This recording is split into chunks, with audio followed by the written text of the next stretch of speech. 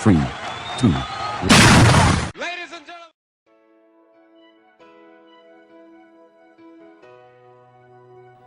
Walong beses nang hindi pumapalya ang Llamas Memorial Institute sa pagkapanalo sa Pep Squad competition. Ang sarap sa feeling kapag naririnig mo yung fact na yon. Dahil yun sa mga naging members ng Pep Squad ng LMI at syempre sa legendary nating choreographer na si Kuya Paul. Sinisiguro talaga ni Kuya Paul na magiging maganda yung bawat routine na ginagawa niya. Every routine that he made has its own trademark. Hindi ganun kadali maging member ng Pep Squad. Naalala ko pa yung mga parusa na ibinigay niya sa amin noon. Yung tumakbo ka sa kabuuan ng Mariveles Mental Hospital, yung gumising ka na maaga like 5 o'clock in the morning just to be in your school at 6 o'clock.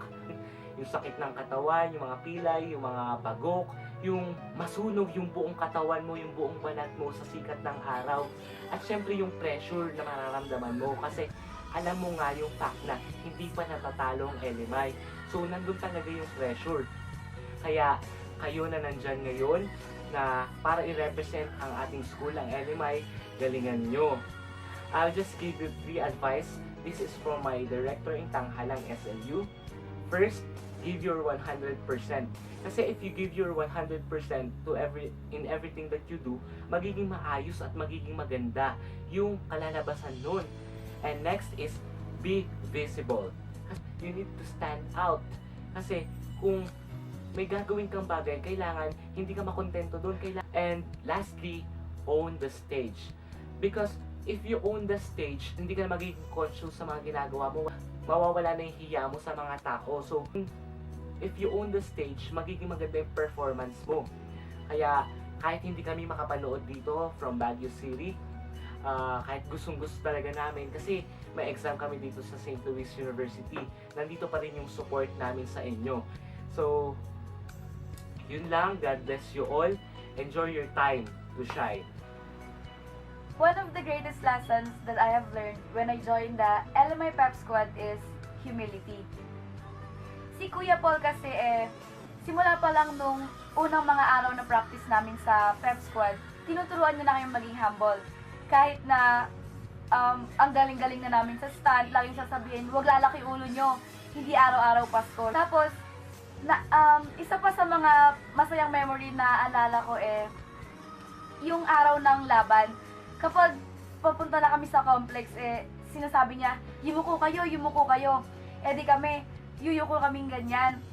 Tapos, pagkapasok namin sa complex, ayan na yung crowd, nag-cheer sila. Kahit gusto namin kumaway-kaway sa paligid, hindi namin magawa dahil kailangan nga namin maging humble. Tapos, isa pa kung bakit gusto ko ang trait na humility, kasi sabi nga sa Bible, itinataas ni Lord yung mga taong mapagkumbaba.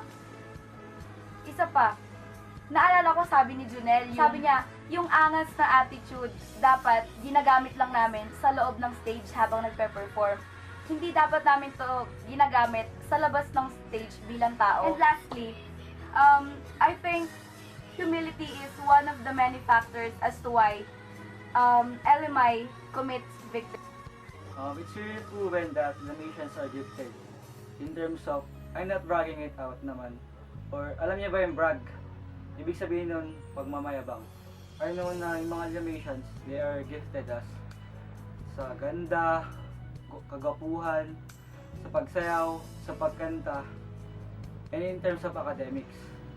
Before entering the stage, i-acknowledge niyo muna si God, which is the giver of your talent. Kapag in-acknowledge niyo si God as your giver of your talent, basta niya pa itong i-develop. Naalala ko pa nga nun, the day before ang laban, pupunta kami sa isang Church, Catholic Church. Kahit ako, hindi isang Katoliko, pupunta pa rin ako dun. Kasi naniniwala naman ako, it's not about the religion, it's about the relationship with God. So ayun, kapag nasa laban na kayo, mag-pray muna kayo. Ipaupahan niyo lahat sa Kanya. Tapos, humingi kayo ng guidance and skills. And my advice is, galingan nyo. Do your best talaga yun, do your best. Bigay nyo na lahat kasi it's only one time. It's only one. Kuya Paul, may tiwala ko sa'yo, kaya-kaya mo yan. Back top, top down, Goodbye Philippines, Superman, at syempre, ang power pitik ni Barbie. Yan lang naman ang naranasan ko nung kasali ako sa pep squad. Kasi one time, hindi naman natin may iwasan, nalaglag ako at ang masaklap pa, wala man lang sumalo sa akin kahit isa. Pero kahit masakit, go pa din. At dapat, lagi kayong mag-practice. Kahit na alam nyo na yung ginagawa dahil minsan, nagkakamali pa rin tayo. Kailangan meron kayong tiwala sa sarili, pati sa mga nagbubuhat sa inyo. Kasi wala kayong tiwala sa isa't isa, walang mangyayari. Para lang din yung relationship, Diyos. Basta, focus, tiwala lang sa sarili, pray, break a leg, tama rouse, go! One of the happiest experience that would ever happen to you when you join in LMI Pep Squad is that having that friendship and bonding with your co-members. Naalala ko pa nga yung mga times na nagpa-practice kami sa TESDA, sa mental, yung sa school. Syempre sa TESDA, bilang second year student noon. First time kong mapasama doon, so may mga ate, may mga kuya. Ang pinaka-nakatandaan ko lang doon is si Kuya Paul, yung hinabol siya ng kabayo, and then super sigaw siya doon. Tapos yung sa mental naman, yung banding talaga namin doon. And yung sa school, which is makikilala mo yung tunay na ugali ng mga kasama mo. And kailangan mong i-treasure yun, hindi lang habang nagpa-practice kayo. Kailangan mong i-treasure yun pagkatapos ng sayaw and kapag college na kayo. Kasi doon mo makikilala yung isa't isa. And yung banding na mabubuo nyo kasi, ma-adapt mo yon habang sa tumatagal. And magagamit mo yon sa mga dadaan na pagsubok sa buhay mo. And I really thank God and praise Him because nakasama ako doon.